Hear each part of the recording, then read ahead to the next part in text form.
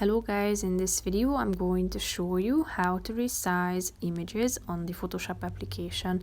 But first I just want to mention, don't forget to subscribe to my channel because at 100,000 subscribers I am going to show you my whole YouTube revenue statistics and growth strategy, how to make money online. Now let's jump into it. First of all, open the application on your phone. Go to your home page and then tap on the settings icon in the upper right corner of the screen. Tap on preferences, which is the second option in the middle, and then within the sharing settings section you can find the image resize feature. Tap on it, and here you can choose from these options to resize an image while preserving the aspect ratio. Here you have a bunch of options you can select from. Tap on the relevant one, and when a checkmark icon appears next to it on the right side of the screen, it means that it has been selected.